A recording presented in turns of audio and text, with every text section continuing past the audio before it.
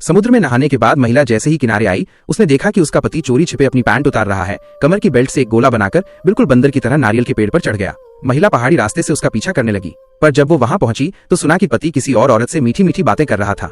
ये सुनकर उसका खून खौल गया। मन हुआ कि नारियल के पेड़ को लात मार दे ताकि पति नीचे गिर जाए और मर जाए, लेकिन फिर सोचा कि पहले देखती हूँ उसका अगला कदम क्या होता है। पति ने अचानक मोबाइल छिपा लिया, नीचे देखा और सिर हिलाया जैसे कोई और चाल चलने वाला हो। रात को दोनों ने आग जलाकर साथ साथ वक्त बिताया। ऐसा लग रहा था जैसे दिन में कुछ हुआ ही ना हो।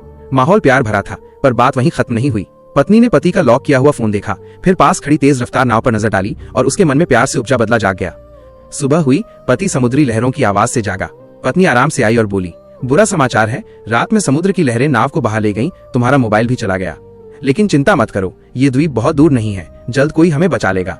पति को शक हुआ, लेकिन चुप रहा। वह बस समुद्र किनारे बैठ गया और दिखावे के लिए नजारे देखने लगा। पत्नी बोली, मैं तुम्हारे लिए कुछ फल लेकर आती हूँ। पर जंगल में जाने के बाद वो सीधे एक चट्टानी गुफा में गई।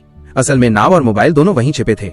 ये सब उसी की योजना थी। वो चाहती थी कि पति हमेशा के लिए उसके साथ इस टापू पर फंस जाए, लेकिन उसे ये नहीं पता था कि उसका पति पास ही से सब देख रहा था।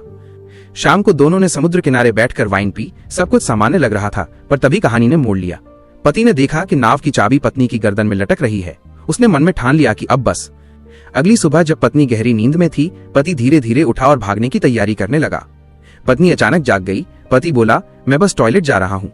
पत्नी को शक हुआ, छाती पर हाथ रखा तो पाया चाबी गायब। वो भागना चाहती थी, पर पैर पहले से बेल से बंधे हुए थे। वो जमीन पर गिर गई। पति ने उसे कुछ सख्त बातें कहीं और सीधे नाव की ओर चल दिया।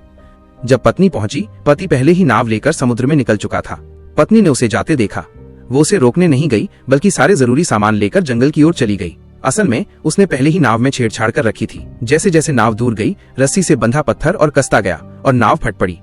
अगले साल पति किसी तरह बच गया। वो जिंदा तो था, पर अकेला।